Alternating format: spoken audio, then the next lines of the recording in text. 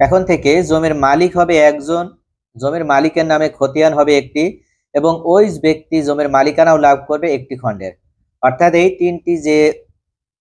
এই তিনটি বিষয়কে সামনে রেখে নতুন করে বিডিএস জরিপের কার্যক্রম শুরু হচ্ছে।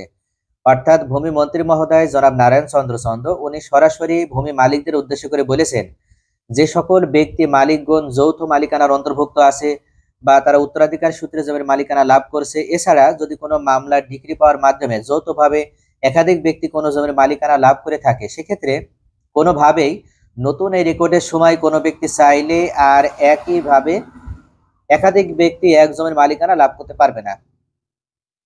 এখন যারা যৌথভাবে এক জমির মালিকানা লাভ করে আছে তাদেরকে নতুন রেকর্ডের সময় ওই জমি খণ্ড খণ্ড বিভক্ত করে দেওয়া হবে, এবং যে যে ব্যক্তি যে যে অঞ্চলে মালিকানা লাভ করবে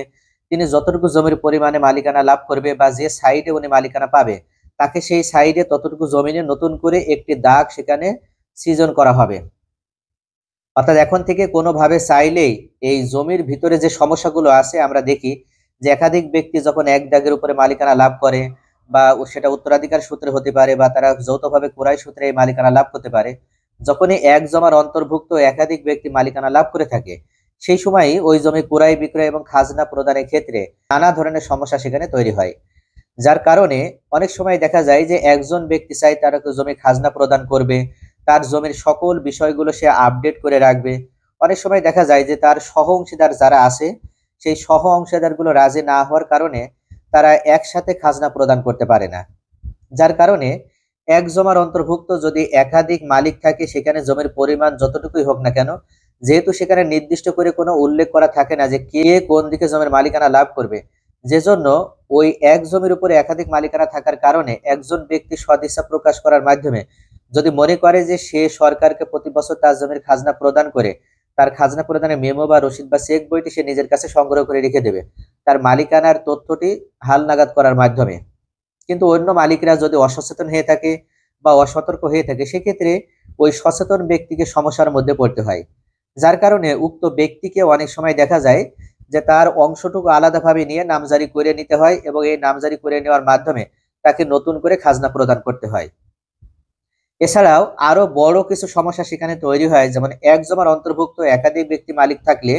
অনেক সময় দেখা যায় যে তারা মৌখিক বা আপোষ মীমাংসার মাধ্যমে একটি ভাগ বন্টন করার মাধ্যমে ওই জমি এক একজন এক এক জায়গায় ভোগ দখল করে। এমনকি পরবর্তীতে সেখানে তারা মূল্যবান কিছু প্রপার্টি তৈরি করে ফেলে, অনেক সময় সেখানে ঘর বাড়ি তৈরি করে বা অন্য কোনো স্থাপনা তৈরি করে। এ ধরনের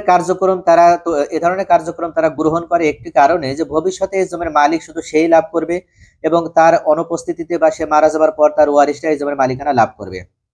এখন যারা বেঁচে থাকা অবস্থায় এক জমার অন্তর্ভুক্ত যে সকল ব্যক্তিবর্গ তারা ক্রয় সূত্র হতে পারে বা ওয়ারিশ সূত্র হতে পারে, তাদের ভিতরে একটা মিল ছিল, ভালো আন্ডারস্ট্যান্ডিং ছিল, যার কারণে তারা জীবিত থাকা অবস্থায় ওই জমির অবস্থান নিয়ে বা জমির পজিশন নিয়ে তাদের ভিতরে কোনো ধরনের দ্বন্দ্ব বা মনোমালিন্যের সৃষ্টি হয়নি। কিন্তু যখনই তারা দুনিয়া থেকে বিদায় নিয়েছে বা তাদের অনুপস্থিতিতে যখন তাদের ওয়ারিশগণ ওই জমির মালিকানা লাভ করেছে সেই সময়ই দেখা দিয়েছে বিড়ম্বনা। কেননা একজন ব্যক্তি যদি দেখে যে বর্তমান সিচুয়েশন অনুযায়ী বা বর্তমান সময় অনুযায়ী তার জমির মূল্য অন্য আরেকজনের জমির মূল্য থেকে কম, সেক্ষেত্রে সে সবসময় চাইবে যে বেশি মূল্য যেখানে হচ্ছে সেখান থেকে তার জমিটা নিতে। আর তখনই কিন্তু এই সমস্যা তৈরি হয়, যেহেতু একই দাগের অন্তর্ভুক্ত তারা রয়েছে এবং তাদের দলিলে বা তাদের খতিয়ানে বা তাদের দলিলে কোথাও নির্দিষ্ট করে উল্লেখ করা নেই যে কে কোন দিকে জমির মালিকানা লাভ করবে, শুধুমাত্র উল্লেখ আছে যে কে কতটুকু জমির মালিকানা পাবে। আর এই বিষয়টি দিয়ে কোনোভাবে কোনো ব্যক্তির অবস্থান নির্দিষ্টভাবে চিহ্নিত করা যায় না। এই কারণে যেহেতু তারা বন্টননামা দলিলও করে নেয়নি, এমত অবস্থায় এই ব্যক্তিগুলো নিজেদের ভিতরে অনেক সময় দ্বন্দ্বে লিপ্ত হয়ে পড়ে জমির অবস্থান নিয়ে এবং জমি কে কোন দিকে নেবে এই বিষয়টি সমাধান করতে যে, যার পরিপ্রেক্ষিতে পরবর্তীতে দেখা যায় অনেক মূল্যবান প্রপার্টি বা স্থাপনা সেখানে ভেঙে ফেলতে হয় এবং অনেকের স্বপ্ন সেখানে জড়িত থাকে, তার স্বপ্ন বিসর্জন দেওয়ার মাধ্যমে জলাঞ্জলি দেওয়ার মাধ্যমে এই ধরনের কার্যক্রমগুলো কিন্তু গ্রহণ করতে হয়। আর যদিও কোনো ব্যক্তি মনে করে যে সে এখানে স্থাপনা তৈরি করে ফেলেছে, সে এই জমি থেকে কোনোভাবে তাকে বিতাড়িত করতে দিবে না এবং সে এখান থেকে উঠবে না,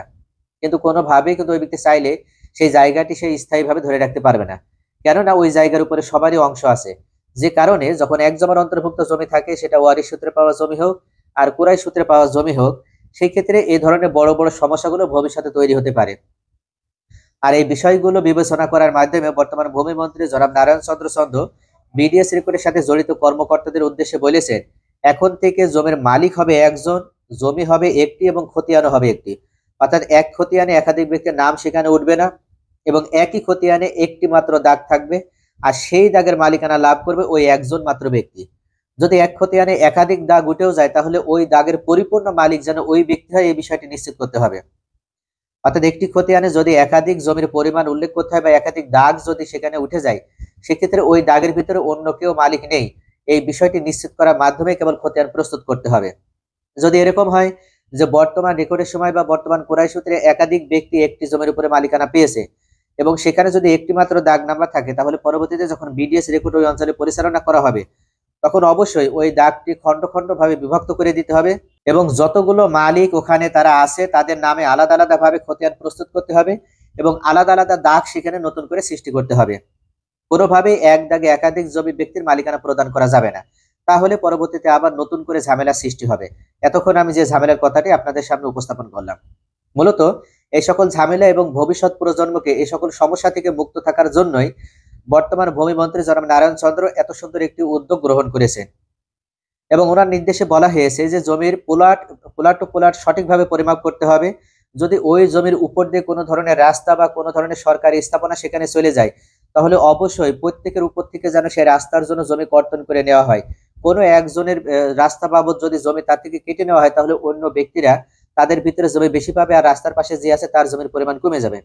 এটা যেন না হয় এই বিষয়টি যেন সেখানে নিশ্চিত করা হয়। অর্থাৎ একটি দাগের পাশ দিয়ে যদি সরকারি কোনো রাস্তা সেখানে নতুন করে সৃজন করা হয় আর সে রাস্তার জন্য যদি ব্যক্তি মালিকানা জমি অধিগ্রহণ, সেক্ষেত্রে অবশ্যই ওই দাগের ভিতরে যারা যারা মালিক হিসেবে আছে প্রত্যেকের উপর থেকে যেন ওই জমির পরিমাণটুকু কেটে নেওয়া হয়, কোনোভাবে একজনের উপরে এটা যেন চাপিয়ে দেওয়া না হয়ে থাকে।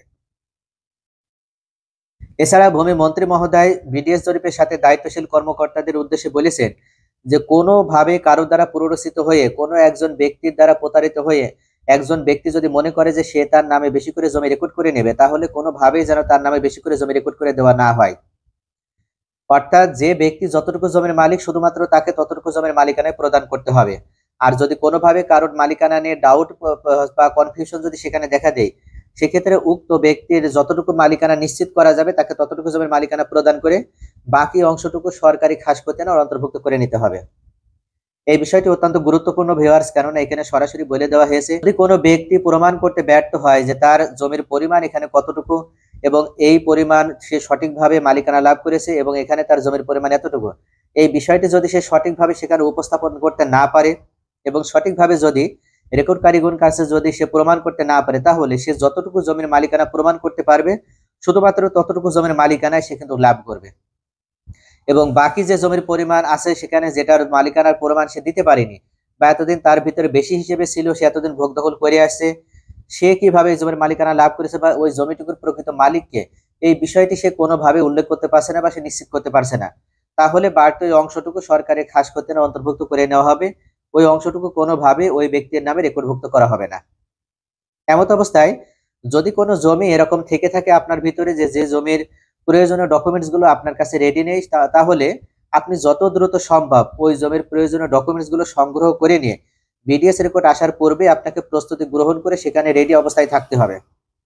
যদি এমন হয় যে আপনি কোনো ব্যক্তির কাছ থেকে জমিটি ক্রয় করেছেন, এখন সে ব্যক্তি অনুপস্থিত আছে এবং আপনি ওই জমিটি রেকর্ড করে নেননি বা আপনার নিজের নামে সেই জমিটি কিন্তু দলিলও হয়নি, আপনি অপেক্ষায় আছেন যে দলিল করে নেওয়ার থেকে যখন রেকর্ড আসবে তখন যার থেকে জমিটি ক্রয় করেছেন তার মাধ্যমে ওই জমিটি নিজের নামে আপনি রেকর্ড করে নেবেন। এমত অবস্থায় যদি ওই ব্যক্তি অনুপস্থিত থাকে, কারণ রেকর্ড আপনার এলাকায় কখন আসবে এখনো সেটা নিশ্চিত নয়,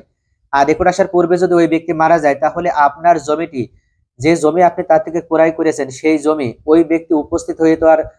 আপনার নামে রেকর্ড করে দিতে পারছে না, আর তখন কিন্তু আপনাকে বড় আকারে বিড়ম্বনার মুখোমুখি হতে হবে। কেননা রেকর্ড কারিগণ যারা থাকবে তারা যখন প্রশ্ন করবে যে এই জমির মালিকানা আপনি কিভাবে লাভ করেছেন, তখন আপনি কোনোভাবে সঠিক ডকুমেন্টস তাদের সামনে আপনি দেখাতে পারবেন না।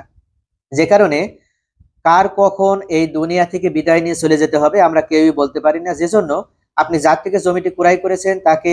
অবশ্যই আগে থেকে অবহিত করেন বা ইনফর্ম করেন যে আপনি আপনার জমিটি রেজিস্ট্রি করে নিতে চান এবং আপনার রেজিস্ট্রির জন্য যত খরচ দরকার সেই খরচগুলো আপনি রেডি করেছেন এবং